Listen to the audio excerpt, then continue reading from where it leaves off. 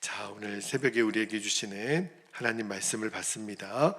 오늘은 요한복음 20장 19절, 20절 두 절 말씀을 우리가 함께 말씀을 합독하여 읽도록 하겠습니다. 19절 시작. 이날 곧 안식 후 첫날 저녁 때에 제자들이 유대인들을 두려워하여 모인 곳에 문들을 닫았더니 예수께서 오사 가운데 서서 이르시되 너희에게 평강이 있을지어다. 이 말씀을 하시고 손과 옆구리를 보이시니 제자들이 주를 보고 기뻐하더라. 아멘. 하나님 말씀입니다. 오늘 설교 제목이 조금 유치할 수 있긴 한데요. 19절과 20절 사이에 무슨 일이 있었던 걸까라는 제목으로 말씀을 좀 나눌게요.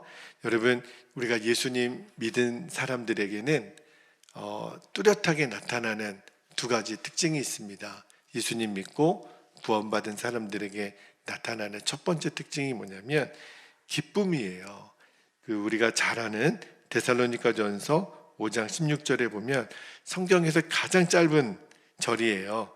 어떻게 돼 있죠? 항상 기뻐하라. 이거는 명령이에요. 예수님이 우리에게 예수 믿는 사람들은 이렇게 살아야 돼 하셨던 말씀이 뭐냐면 항상 기뻐하라. 예수님이 이 명령을 주신 거는요, 어떤 조건이 만족이 되어서 기뻐하는 게 아니라 무조건 기뻐하는 거예요. 왜냐하면 예수님의 명령이니까. 그리고 그 근거는 예수님이 우리와 늘 함께 하시기 때문에 우리는 항상 기뻐할 수 있는 거죠. 그리고 또 하나 예수님 믿고 구원받은 사람의 대표적인 특징이 뭐냐면 오늘 좀 나누려고 하는 주제예요. 바로 평강입니다. 평강이라는 단어가 헬라어로 에이레네라고 하는 단어를 쓰이는데 성경에 보면 평안 또는 화평 또 평화 이런 단어로 번역이 되고 이 에이레네 평강이요, 히브리어로는 우리가 잘 알고 있는 샬롬, 이게 바로 똑같은 단어이에요. 그러니까 예수님을 믿는 사람에게 마음에는 평강이 있습니다. 왜냐하면 예수님께서 예수님을 믿는 사람에게 가장 먼저 주시는 게 바로 평강이기 때문에 그래요. 요한복음 14장 27절에 보면 예수님이 제자들에게 이렇게 말씀하시잖아요. 평안을 너희에게 끼치노니 곧 나의 평안을 너희에게 주노라. 내가 너희에게 주는 것은 세상이 주는 것과 같지 아니하니라. 너희는 마음에 근심하지도 말고 두려워하지도 말라. 예수님 말씀하시기를 내가 너희에게 주는 평안은 세상과 같지 않아. 뭐 어떻게 다를까요? 여러분, 세상이 주는 평안은 굉장히 조건적이에요. 무엇이 있으면, 돈이 있으면, 집이 있으면, 사람이 있으면, 행복의 조건이 있으면 평안할 거라고 세상은 얘기하지만 예수님이 주시는 평안은 그렇지 않다는 거예요. 세상은 외부로부터 나에게 조건이 만족이 되면 평안을 느끼지만 예수님이 우리에게 주시는 평안은 뭐가 다르죠? 우리 안에서 솟아나는 거예요. 평안이 내 안에서 일어나는 거예요. 그렇다면 제가 두 가지 특징을 말씀드렸잖아요. 예수 믿는 사람들에게는 기쁨과 평강이 있는데 오늘 이 새벽에 예배하는 여러분들에게 그런 기쁨과 평안이 있습니까? 사실은요, 이 평강하고 기쁨은 하나예요. 동전의 앞뒷면과 같아요. 마음에 평강이 있는 사람은 반드시 기쁨으로 나타나게 되어 있습니다. 그리고 평강이 있는 사람은 항상 기뻐하죠. 자, 이제 오늘 말씀으로 한번 들어가 볼게요. 오늘 말씀에 19절 말씀을 한번 보면 이날 곧 안식 후 첫날 저녁 때에 제자들이 유대인들을 두려워하여 모인 곳에 문들을 닫았더니 예수께서 오사 가운데 서서 이르시되 너희에게 평강이 있을지어다. 그렇게 말씀하셨는데, 자, 안식 후 첫날은 언제예요? 예수님 부활하신 그 주일 저녁이에요. 지금 이 사건이 언제 일어났냐면 예수님 부활하시고 저녁 때 일어난 사건인데 제자들이 지금 어떤 형편에 있냐면 유대인들이 자신들을 잡아 죽일까 봐 문을 걸어 잠그고 꼭꼭 숨었다는 거예요. 그 왜 그러냐면 두려움에 지금 사로잡혀 있으니까. 그런 제자들에게 예수님이 오셔서 하셨던 첫 마디 말씀이 뭐예요? 너희에게 평강이 있을지어다. 그러니까 20절에 어떤 일이 벌어져요? 이 말씀을 하시고 손과 옆구리를 보이시니 제자들이 주를 보고 기뻐하더라. 이제 제자들의 눈에도 예수님이 예수님으로 보인 거예요. 자, 19절과 20절 사이에 도대체 무슨 일이 있었던 걸까? 그 말씀을 지금 나누고 있는데, 여러분, 예수님이 왜 제자들에게 손과 옆구리를 보여주셨을까요? 그 이유가 누가복음 24장에 37절에 보면 이렇게 나와 있어요. 37절에 보니까 그들이 놀라고 무서워하여 그 보는 것을 영으로 생각하는지라. 여기 보면 영으로 생각하는지라를 세번역 성경과 현대인의 성경을 보니까 유령을 보는 것으로 생각하였다, 그렇게 번역이 되어 있어요. 여러분, 예수님이 제자들에게 제자들아, 나 유령 아니야, 나 예수야, 그 부활하신 것을 확인시켜주기 위해서 손과 옆구리, 그 손에 못 박힌 자국과 옆구리에 창 찔린 자국을 보여주신 거예요. 그러면서 뭐라고 말씀하셨냐면 누가복음 24장 38절 39절, 오늘 요한복음하고 평행 본문인데요, 읽어드릴게요. 예수께서 이르시되 어찌하여 두려워하며 어찌하여 마음에 의심이 일어나느냐. 지금 문을 꼭꼭 걸어 잠그고 벌벌벌 떨고 있는 제자들에게 39절에 내 손과 발을 보고 나인 줄 알라. 또 나를 만져보라. 영은 살과 뼈가 없으되 너희 보는 바와 같이 나는 있느니라. 무슨 말이에요? 내가 부활했어. 내가 약속한 대로 이렇게 부활해서 너희들 앞에 있다. 그때서야 비로소 제자들이 와, 예수님이다, 예수님 부활하셨다, 그리고 너무너무 기쁜 거예요. 19절과 20절 사이에 이 놀라운 변화가 일어난 거죠. 오늘 말씀을 묵상하면서 하나님이 그런 은혜를 주시더라고요. 첫 번째 주신 은혜는요, 예수님은 우리에게 무엇보다도 평강을 주시기를 원하신다는 사실이에요. 여러분, 예수님이 부활하셔서 제자들에게 나타나셔서 처음 하신 말씀이 오늘 너희에게 평강이 있을지어다. 여러분, 예수님이 부활하신 다음에 제자들에게 하시고 싶은 말씀이 너무너무 많을 거 아니에요. 너희들 사랑해야 돼, 나를 잘 믿어야 돼, 항상 기도해야 돼. 여러 가지 제자들에게 하시고 싶은 말씀, 제자들에게 주시고 싶은 말씀이 있는데 제일 먼저 너희에게 평강이 있을지어다. 왜 그러셨을까요? 예수님이 제일 제자들에게 주시고 싶은 게 뭐예요? 평강이라는 거예요. 또 우리 입장에서도 우리가 꼭 받아야 될 게 뭐예요? 첫 번째로 받아야 될 게 바로 평강이라는 거예요. 예수님이 그거를 아신 거예요. 너희들에게 평강이 꼭 있어야 돼. 우리도 동일하겠죠. 여러분, 예수님이 제자들에게 평강을 주시기 원하시는 것처럼 오늘 이 새벽에 기도하는 우리들에게도 예수님 제일 주고 싶어 하는 게 뭐라고요? 평강이라는 거예요. 여러분, 우리 생각에는 목사님, 평강 말고 돈이요, 성공이요, 건강이요, 내 직장이요, 이게 우리에게는 더 필요할지 모르겠지만 몰라서 그래요.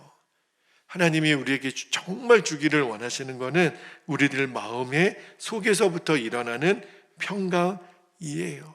여러분, 이 사실을 먼저 믿어야 됩니다. 그래야 우리가 평강을 누리게 돼요. 여러분, 예수님이 주시는 평강은요, 어떤 노력으로 되어지는 게 아니에요. 평강은 돈으로 살 수 있는 것도 아니에요.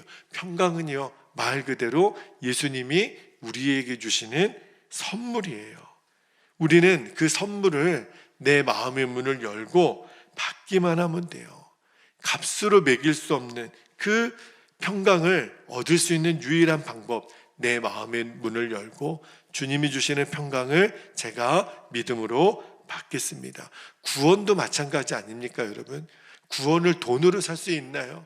이 세상에 어떤 방법으로 구원을 얻을 수 있나요? 구원도 내 마음의 문을 열고 예수님을 영접하면 우리가 구원을 얻는 거잖아요. 평강은 내가 어떤 노력과 돈으로 살 수 있는 게 아니에요. 내 안에 오신 예수님이 사모하는 모든 자들에게 주시는 게 바로 평강입니다. 그리고 또 하나 말씀을 묵상하면서 주셨던 마음이, 그래서 우리가 예수님 주시는 평강을 얻기 위하여 우리가 해야 될 일은 돈을 준비하는 것도 아니고 그 어떤 노력을 하는 것도 아니고, 우리가 할 수 있는 일은 나와 함께 계시는 예수님을 바라보는 거예요. 그게 우리가 할 수 있는 일이에요. 여러분, 우리가 예수님이 주시는 평강을 왜 누리지 못해요? 우리가 사모하지 않기 때문에도 이유가 있지만, 가장 중요한 이유는 나와 함께 계시는 예수님을 바라보지 않는 거예요. 여러분, 제자들이 오늘 본문에 보니까 부활하신 예수님을 딱 보고도 두려워했어요. 왜냐하면 유령으로 생각했기 때문에. 근데 예수님이 손과 옆구리를 보여주면서 내니 두려워 말라, 나는 유령이 아니야. 그리고 예수님의 부활을 확인하고 나서 제자들이 막 환호를 하는 거예요. 예수님이시다.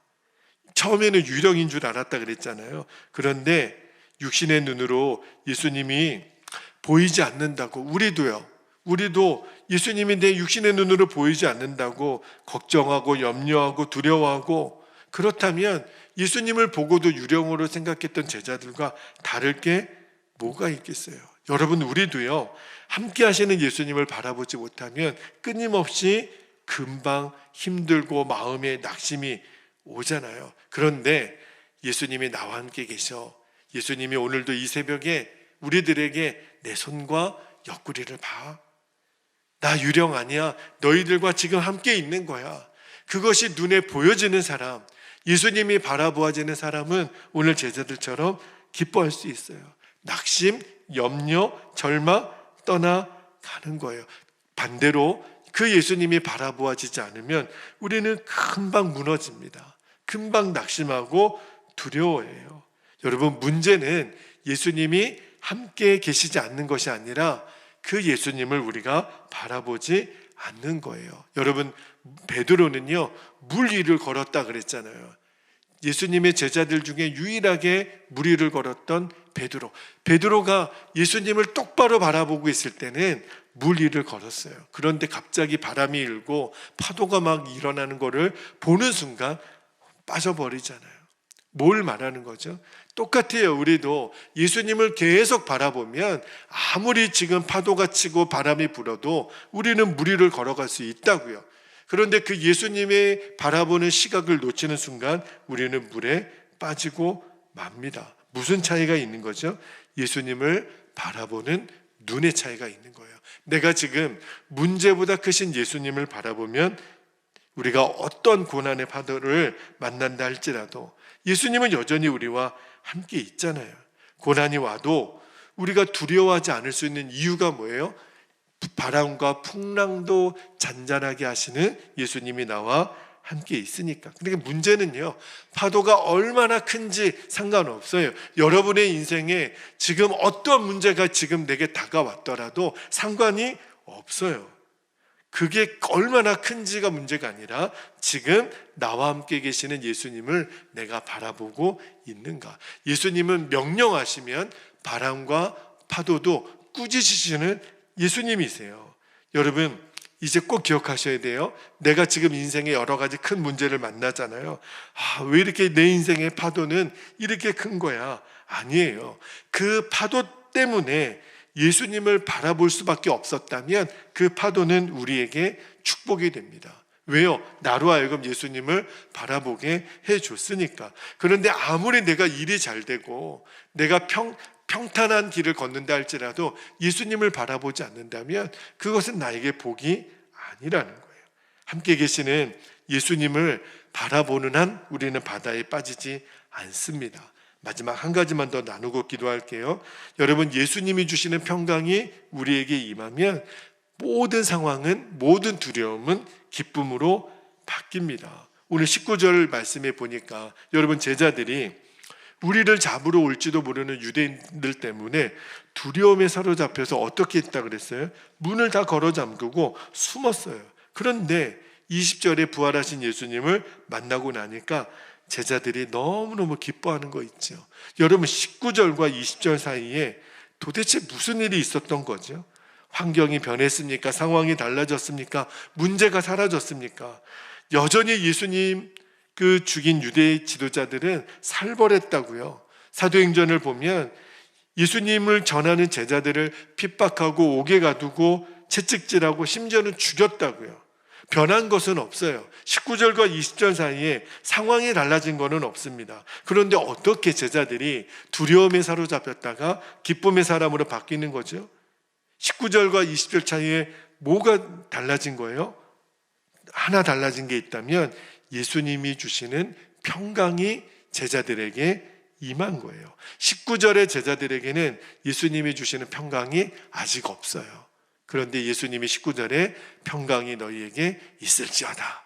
그러니까 20절의 제자들이 바뀌는 거예요. 그 두려움이 사라지고 기쁨이 솟아나는 거예요.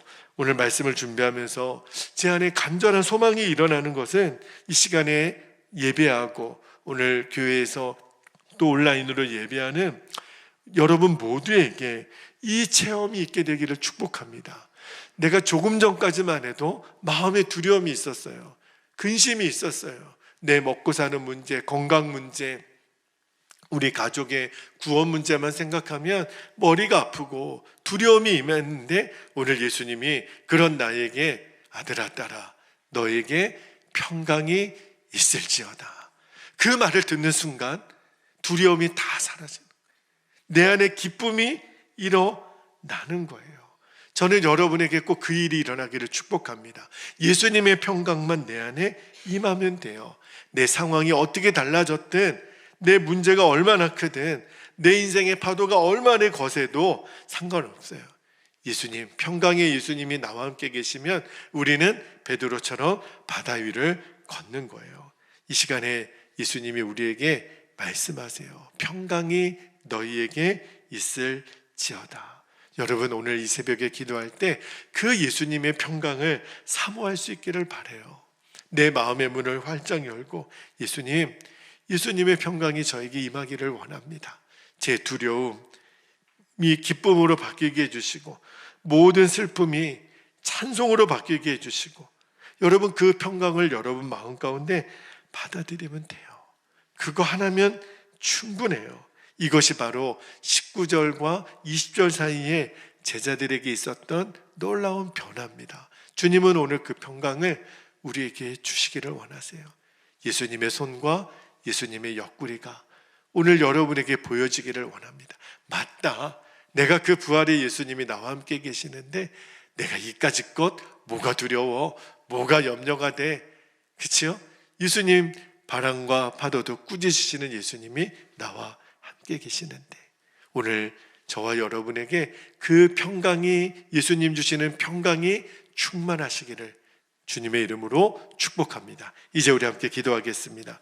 오늘 두 가지 기도 제목 붙잡고 기도합니다. 첫 번째는 함께 계시는 예수님을 바라보는 눈이 열릴 때에만 진짜 평강을 누릴 수 있음을 여러분 늘 기억하셔야 돼요. 내가 왜 이렇게 불안하지? 그 말은 내가 예수님을 또 바라보지 못하고 있구나. 내가 왜 염려가 되지? 내가 왜 두려움이 있지? 얼른 예수님, 내가 믿음의 주여 나를 온전케 하시는 이인 예수님을 바라봅니다. 두 번째, 예수님이 주시는 평강으로 인하여 내게 임했던 모든 두려움이 기쁨으로 변하게 하옵소서. 슬픔이 찬송으로 변하게 하옵소서. 주님이 그 역사를 이루십니다. 오늘 하루 살아가는 모든 순간에 여러분이 마음껏 기뻐하고 마음껏 찬송할 수 있게 되기를 주의 이름으로 축복합니다. 우리 주님의 이름을 간절히 부르신 후에 오늘 주신 기도의 제목을 붙잡고 통성으로 기도하겠습니다. 주여